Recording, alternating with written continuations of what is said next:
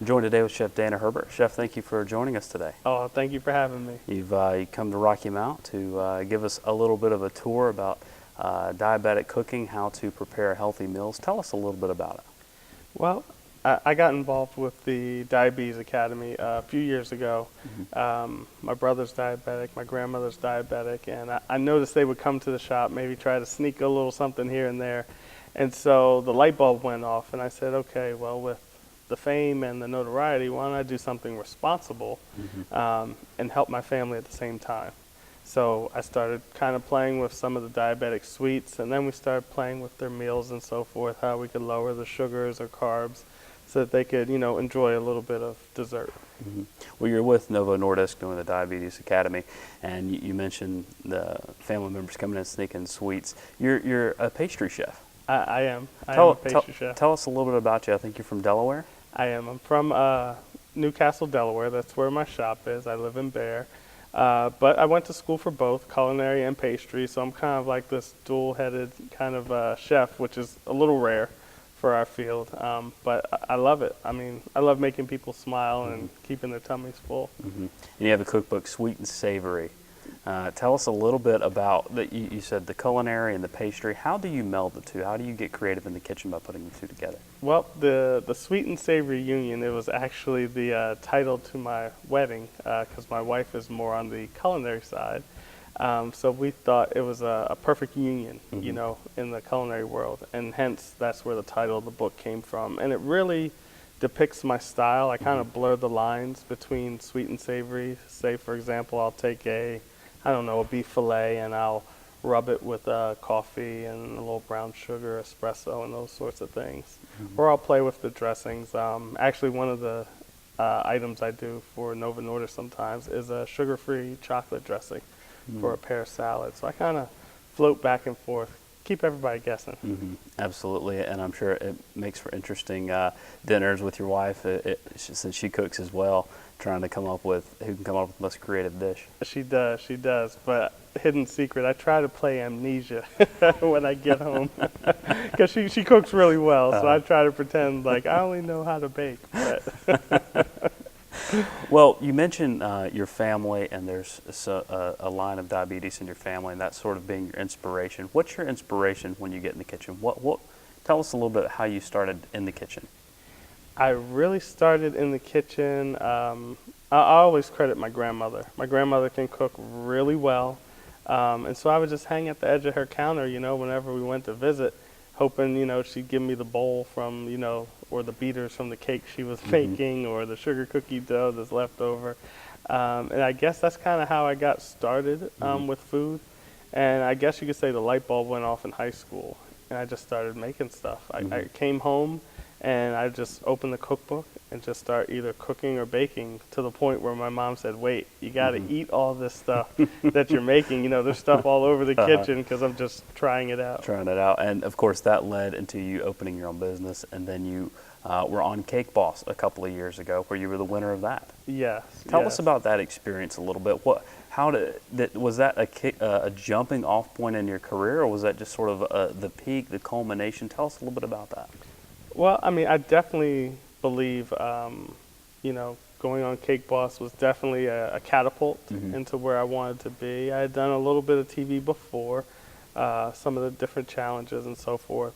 But I think Cake Boss really gave America a chance to see Chef Dana. And it was funny, in one of the episodes, they had us cooking and baking. And I was like, oh my goodness, this is heaven. Like, I can do both at the same time on the same day. So I think it let America see what I could really do, and where my heart was and where my passion was. And passion is food, and Yes. that's clear. Well, we're here today to talk about diabetes and the tour that you're on with Novo Nordisk. Tell us a little bit about, obviously coming from a pastry background, that's heavy in sugar, and when you think about diabetes, you think about sugar. And I think it's an interesting correlation between what you do and what you're teaching.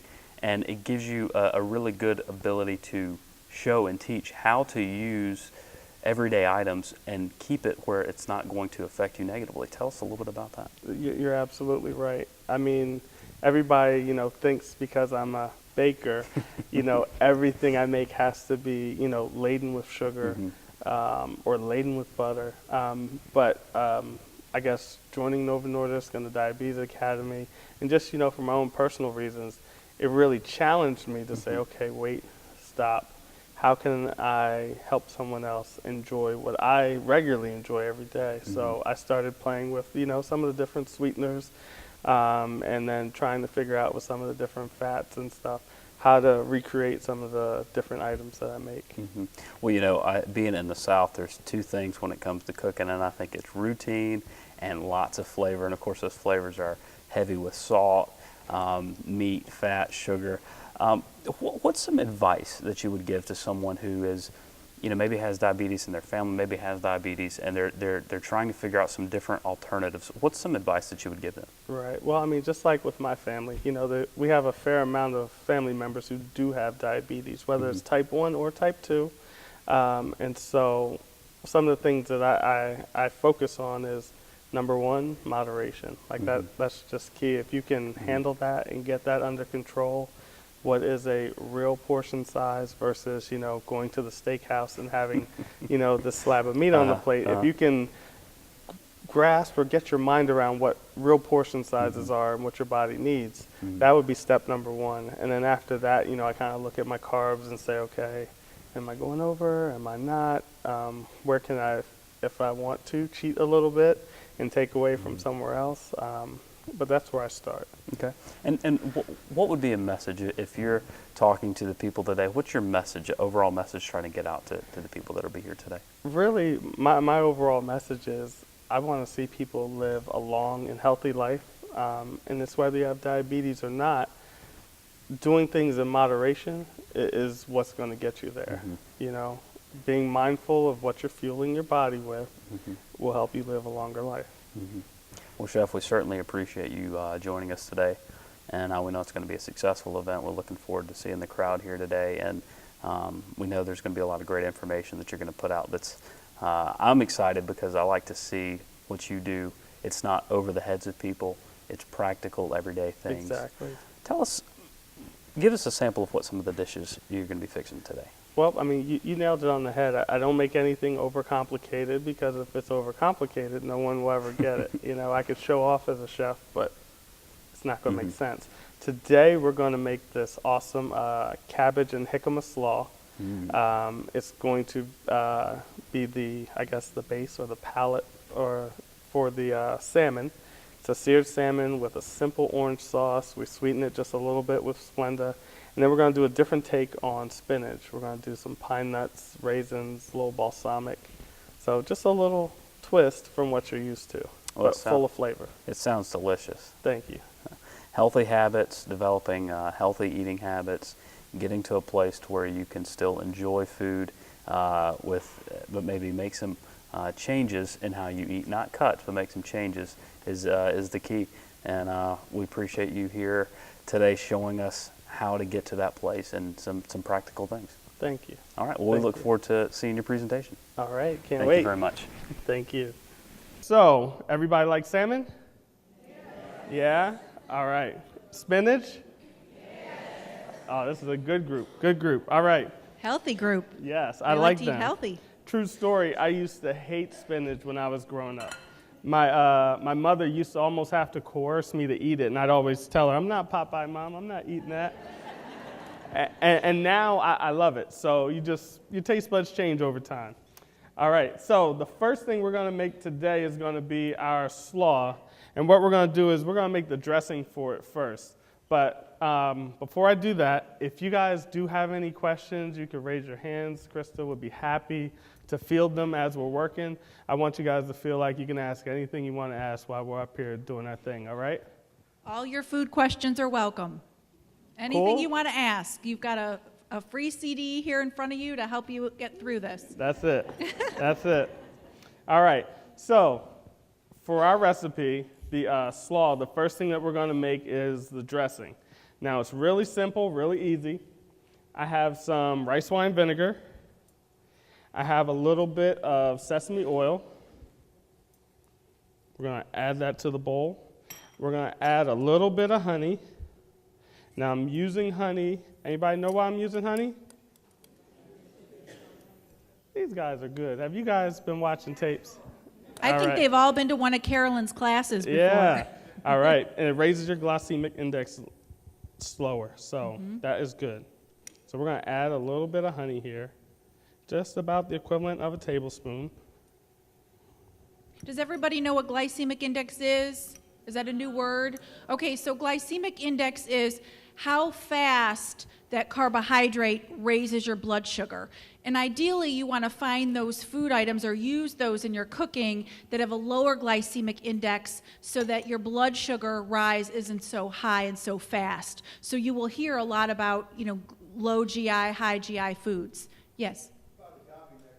I was just going to mention, as he said, honey, you're a great student. Agave nectar is another wonderful plant-based sweetener that you can find in the cooking section with a low glycemic index. Great for sweetening oatmeal, yogurts, things like that. Yep, I love agave. Agave is one of my sweeteners of choice. I use it in baking, cheesecakes, all that sort of stuff. Really good. All right, so what I've added to our rice wine vinegar, our sesame oil, I've added some ginger, freshly chopped, and I've added some sesame seeds. And we're just gonna give that a little mix along with that honey. We're gonna add a cup of orange juice. Now, is that regular orange juice or? Regular Okay. orange juice. I prefer the freshly squeezed. Grapefruit juice, about a cup. I know you guys are wondering, how do you know that's a cup and how do you know that's this? It's this little count that we picked up when we were in culinary school for different liquids. Different liquids pour at different rates. So it was about a cup. So we've made our dressing here really simple, really light, lower in fat than some of the creamy coleslaw dressings that you see. And we're gonna let that hang out for just a second. To that, we're going to add just the hint of salt and pepper. One good note when you guys are cooking or even when you're out eating, taste your food first, because we're in the back adding salt and pepper automatically to the dish to make it as flavorful as we can before it comes out. And my dad, he was always notorious for, my mom would make something, he would just I'm like, you could always leave the grapefruit juice out. And you could use just orange juice if, say you're on a medication where it reacts with orange juice and you can't have the orange juice. You could go with just grapefruit, you could go with lemon, you could go with lime. It's a pretty versatile recipe. All right, so to this recipe, we're gonna add some cilantro. Everybody like cilantro? All right. Did I hear no? Who said that? You're supposed to say yes, chef, in the kitchen. All right, so if you don't like cilantro, you can just add a little bit of parsley, okay? Today we're gonna add a little cilantro. All right. And now to this, my favorite parts. Let's go for color. When you're getting color in your diet, you're doing the right thing. So we got a little red, we have the yellow, we have the purple from the cabbage. So you're getting all these wonderful vitamins, minerals, and nutrients. We have some green cabbage. Here I just used Napa, but you can use regular greens, Savoy, whatever your preference is. And then I'm gonna add a little jicama. Everybody know what jicama is? All right. I don't know what it is. No? All right. Jicama is Is it a southern thing? a lot of them come out of Mexico. It's like, the easiest way to describe it is kind of like this cool cross between a potato and a pear. Like when you eat it, you catch this little bit of sweetness, but it does have some starch qualities. So in this dish, this is where the starches are coming from, the juice and the jicama. All right, but it's versatile in that it'll pick up any flavor. I even use it in desserts. I marinate it in mint and things like that when I'm making desserts. Here we're gonna marinate it in the dressing. So as you can see, we have all kinds of color going on in the bowl. And that's what you want for your diet. Because what do your doctors tell you? White is not right. Right? White is not right. All right. So here, we're going to let that hang out for a minute. And we're going to move on to the salmon. Now, the salmon is really easy. Now, if you're not a salmon eater, And you just said yes just because I'm up here because you wanted to make me feel good. You can always make chicken, shrimp, scallops. A dish like this, it'll go with most proteins. So today we're going to do the salmon. And I'm just going to cut this piece in half because it's a little big. All right, so we're going to do our salmon. I like this one just for an example, has the skin on it. So we're going to go skin side down so that we can render out some of the fat in the skin. And I like to make it crispy. It's going to take maybe about 4 minutes on each side, 4 to 5 minutes. And while that's going on, we're going to work our spinach. All right, so as you can see, our pan is smoking hot. And we're going to add spinach to it. Anybody know why I like a smoking hot pan? No? Okay. When you cook with a hot pan, especially when you're using a fat, the food is, quote unquote, cooking on top of the oil. It doesn't absorb the oil as fast. If it was a cold pan and I poured cold oil in there, the food, whether it's salmon, spinach, it just sucks the oil up like a sponge. Okay, so we are wilting our spinach here. And as you know, spinach wilts down to almost nothing. I know. That was correct. I put a little bit of oil in the pan, and then I put a little bit of water just to help the wilting process move along. So to our spinach now, we're going to add some balsamic vinegar. We're going to add some raisins. Now, for those that are counting the carbs, I heard a. I know it's a dense fruit, so be sparingly, or use it sparingly. So we're going to add a little touch of raisins. That's just going to give it a little bit of sweetness. And we're going to give it a little bit of a nutty flavor, and we're going to add some pine nuts.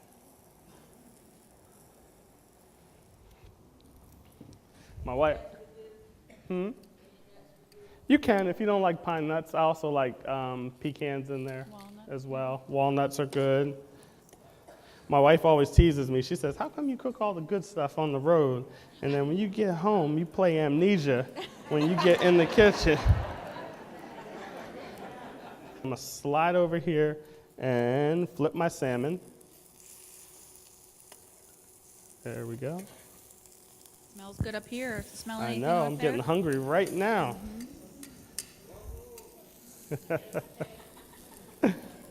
All right, so we got our salmon going. It's going to be about 4 minutes or so for that. Our spinach is almost done.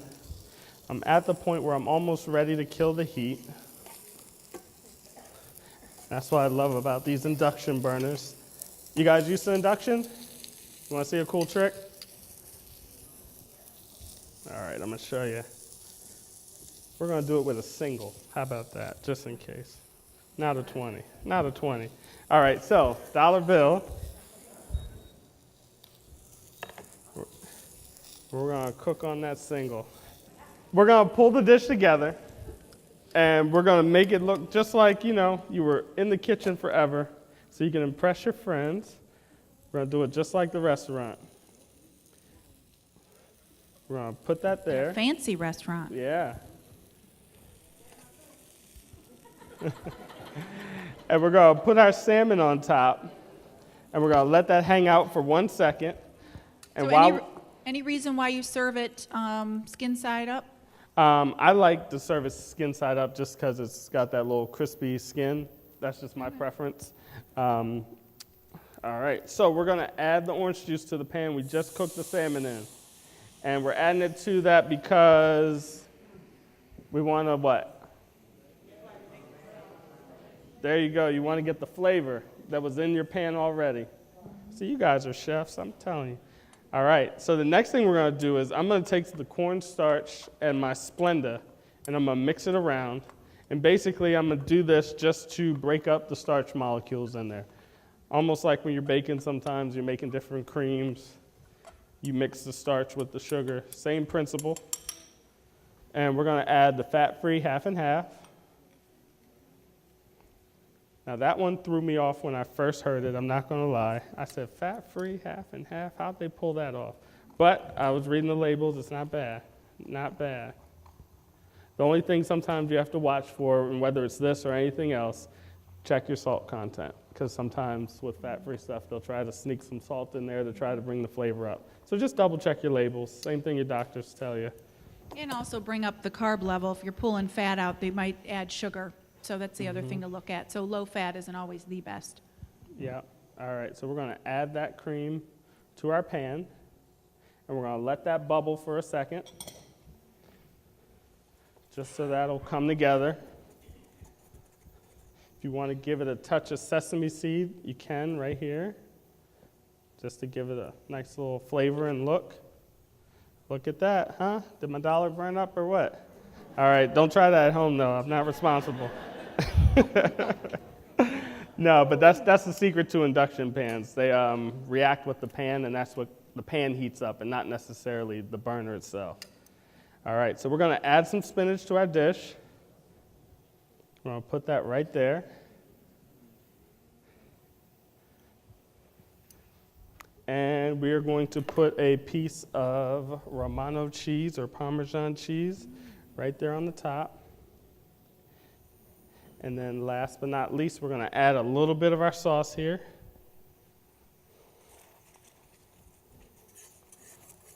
All right, looks So good. till it bubbles, how many minutes was that? Just a few? About 2-3 minutes. Really just giving it a chance for the cornstarch flavor to cook out of the pan. All right, I'm going to turn off the heat, and we're just going to give it just a little drizzle right over the top. Just like that. Wow. And that is a seared salmon with the spinach and cabbage and jicama slaw. What do you think? Looks excellent. And it's perfect for summer. It's light, it's not heavy. And again, switch the protein up on day number 2. If you have some slaw left and you're like, I don't want salmon tomorrow, switch it to chicken, shrimp that are in the dish. Yep. And this is actually, I don't know if you guys have seen these before, but these are like portion plates. Have you guys seen these? Some have, some haven't. All right, so I'll show you real quick an example with this dish. Everybody know what sections are which? No? Okay. What's the big section for? Oh, see, I couldn't even. Non-starchy vegetables. Look, I couldn't even fool you guys. I was going to throw macaroni and cheese in there, but you guys are already on it. Okay, right. So big sections are for your vegetables and your grains. You'll see some portion plates have 4, some portion plates have 3, but know that the larger section is for your vegetables and your grains. So in this case, we're going to put our spinach right in there. And my dad, he has one of these, and I had to teach him how to use it. I know we don't use the word in our field, quote unquote, pre-diabetic. Either you are diabetic or you're not. However, he has some signs that are leading us to believe that he may become diabetic. So we got him the portion plate, and we're teaching him how to use it. And I'm like, Dad, just because it has sections, you can't go up and out the confines of the plate. So, as they say, make sure you know your portion sizes and so forth. But I'm serious, that's what he was doing. He switched to all the good cereals, but then his bowl size got bigger. I was like, Mom, he's unbelievable. But he was trying in his mind. So we just had to tighten him up. Small changes. Small changes, yep. A little bit at a time. Too much, you don't get it. So, and here we're going to put, where the fruits are, we're going to put our other vegetable. And that would be it in the portion plate.